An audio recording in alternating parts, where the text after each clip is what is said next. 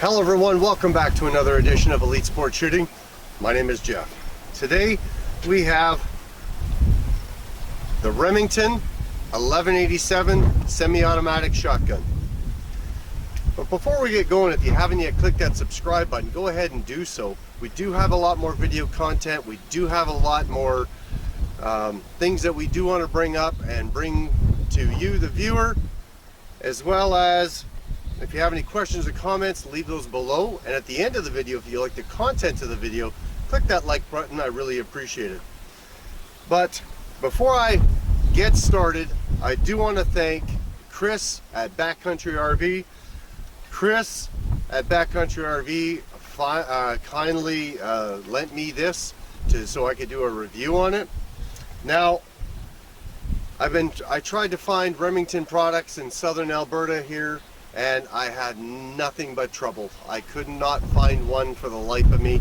I ended up finding a camo version of the Versa Max 3.5 inch semi-automatic shotgun in Calgary, and it's not something that I'm gonna pick up. Maybe eventually someday, but right now I just thought it was just kind of odd that I could not find anything. I couldn't find an 870 Express anywhere. So, and I still can't find one. So when I was talking to my good buddy Chris, and he said, hey, you could actually take mine and do a review on it, I really appreciated the fact that he was able to help me out with a video. And Backcountry RV has actually done a lot of the repairs on my trailers over the years. They've done a fantastic job, and they are reasonably priced. They do call outs as well, so you don't always have to bring your trailer in. So anyways, the one thing that I do like to bring up always is the GUGULUZA gun stock. I don't get money for these, but I do believe that having a protective layer over top of your firearms is actually a really good idea. When you put firearms into a gun safe, they can scratch, they can bang against each other. I did have one shotgun that I did scratch, and I was very upset. So since then, I'm all about processes. So the process is, before I transport them, when I'm done with them at the range, they always go back into GUGULUZA gun stock right away. Unless I'm still using it, then I'll just use it for a little bit. But anyways, the Remington 1187. This is an older version. This is the semi-automatic. They call it the 1187 Sportsman Super Magnum. The Super Magnum being the 3.5 inch, and where it says that, it's stamped on the side of the barrel. It's always stamped on the side of the barrel. The magazine, or not the magazine, the bolt release is actually in a different spot. It's underneath by the loading ramp. So the one thing I did like about this at first was, the fact that it locks open every single time. Every single time that you pull that the charging handle back, it locks open. The downside is the loading ramp does not move unless you press that magazine release, or not the magazine release, the bolt release. So to load it, you actually have to push against the release, so it actually releases the loading ramp, and then you can slide around into it. Now, one thing that I did like about this, I think I should design my own shotgun, because then I would take all the things that I like about every different shotgun and combine them in one. It does have when you close the bolt release and you move the ramp, the loading ramp, the discoloration, the the orange magazine plug. I like that a different color because when you have, if it's brass and you have a brass shotgun shell in there, you can't tell that it's loaded. I like just looking down in here and going, yep, it's not loaded. It's a personal preference of mine. So it does shoot 3.5 inch. We're going to shoot some rounds today. There's a few other features about the shotgun before we get to shooting. It does have a nice recoil pad. That is a foam rubber recoil pad. I will say this, that's a really nice feature as well. Some of the newer shotguns, it's a hard rubber, but this is actually a foam rubber. Now, the composite stock is pretty basic. It does have a textured grip here. It's not rubberized, and it's got the textured foregrip. You can see that right there on both sides. And then it does have, of course, the swings, the sling swivel studs on the front and back for your sling. It does actually mount pretty good. It's got a slightly higher vented sight rail than the receiver, just a little bit higher. I prefer that so I don't get beat up in my cheek when I mount. So that's about right there. My cheekbone is a little bit higher than the top of the comb. There is no comb cheek pad, it's just composite. This is a 28-inch barrel and it has the metal 4-bead. I like the colored optic 4-bead. I do have a couple with the metal bead. I'm starting to get used to them, which is actually pretty cool, but I do prefer the higher sight rail. And that's just a preference. So the length of pull is 14.5 inches long. I'm not sure what the drop at comb and the drop at heel are because it wasn't anywhere to be found on the internet. I looked for quite a while, I could not find it. I found specs on the Versamax, but this is not the Versamax, this is the 1187.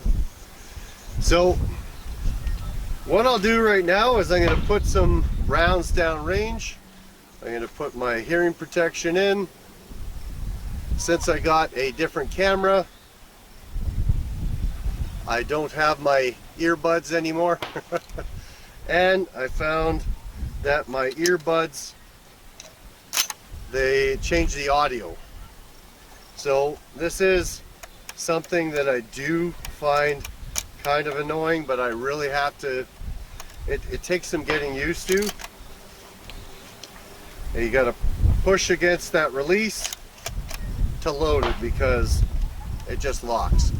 Alright, so I've got the Wheelie Bird 2.0. It's going to launch some clays for me, and we're going to do some shooting.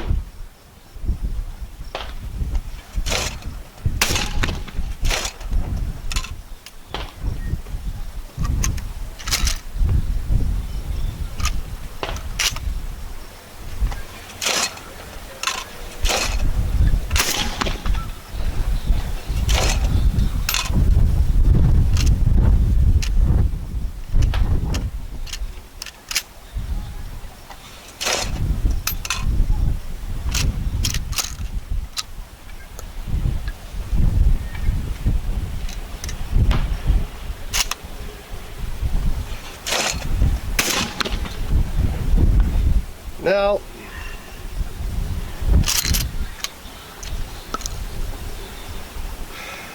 I'm just going to grab another box of shells and we're going to try this again. Alright everyone, so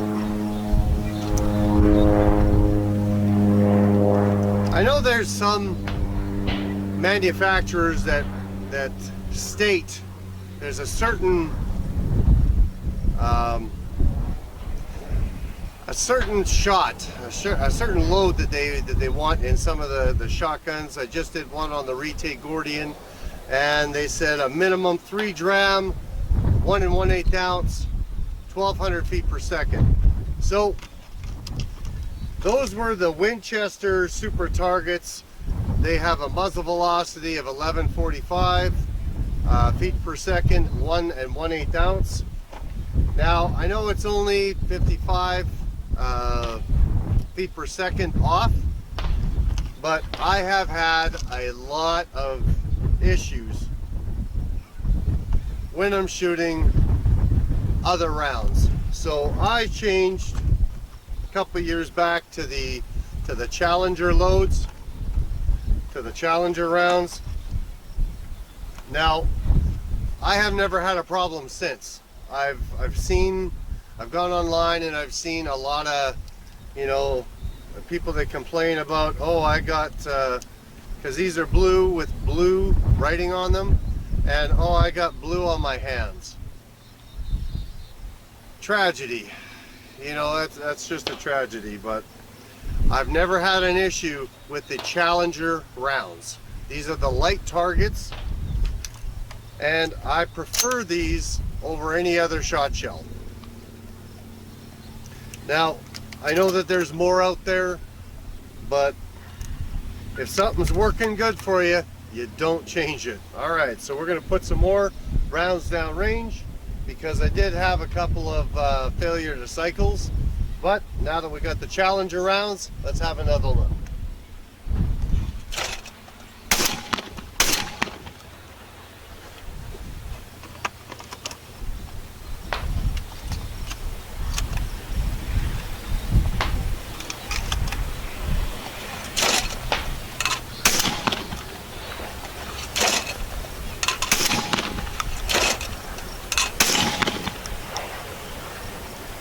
Flawless.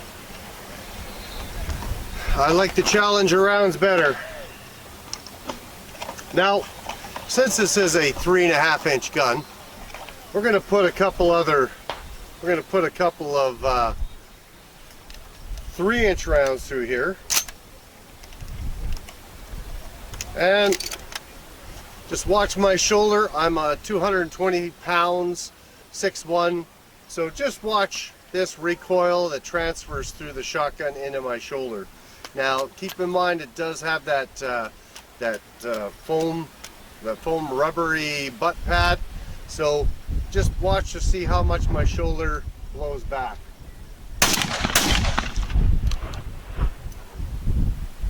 That felt pretty good. It felt so good. I'm going to shoot 2 more. So, and these are still, I'm still getting used to that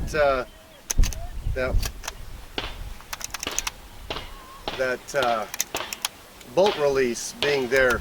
It's just odd. Okay, we're going to shoot it fast. These are gas guns.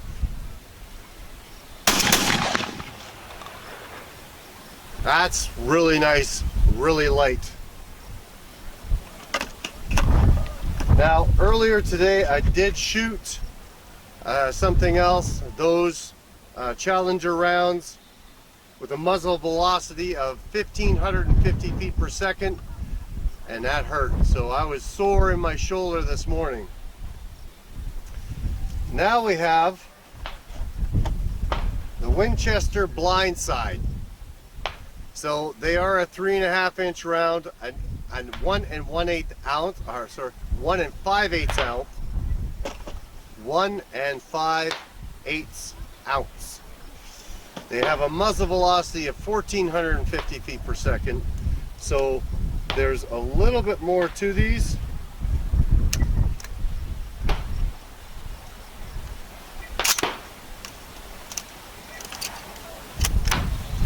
Now, there are guys out there that swear by the 3.5 inch rounds. I prefer the 3-inch rounds myself. It's just a preference. These Winchester Blindsides are between $50 and $60. These were between $30 and $40. So, you know, just for the cost alone. Now, if I was in a blind, I could see putting 2 3-inch rounds and 1 3.5-inch round, just so I could go bang bang. If I'm getting my third shot, he's already over here, so I want to reach out a little bit further with the 3.5. But that's a lot of money for a 3.5-inch round, so I'm going to shoot 2 3.5-inch rounds. Wow. Now I could feel that the recoil being reduced through this foam, the recoil pad. I could feel it being compressed. It's pretty sharp and it's pretty darn reliable. Once I change to these, and if I'm having any more problems with this, then I will definitely do another video. But if I stick to the Challenger rounds with the muzzle velocity of 1200 feet per second, I think I'm going to be good, because I have had issues with another shotgun until I changed to the Challenger, and then never had another problem ever since. So we're going to shoot a couple more clay pigeons and then wrap things up.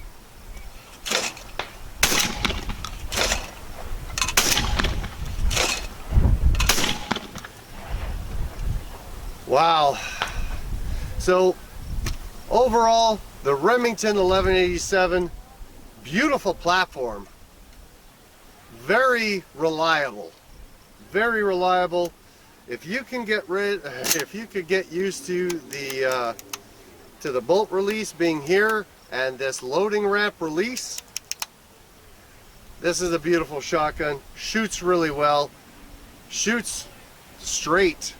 It's got the rear cross bolt safety, which I'm starting to be more of a fan of, because it does have a larger trigger group, and I find myself reaching to if it had the front cross bolt safety. So I think that getting used to doing the rear cross bolt is actually something that I'm gonna have to get used to. But anyways, that's it for me. If you have any questions or comments, leave them below. I will put in the description, in my description below, a link to where I got a lot of the products. Thank you again for Chris at Backcountry RV for helping me with this video. Call him my sponsor. And that's it. Thank you very much. I really appreciate it. Always remember to keep both eyes on your target. Thank you, everyone.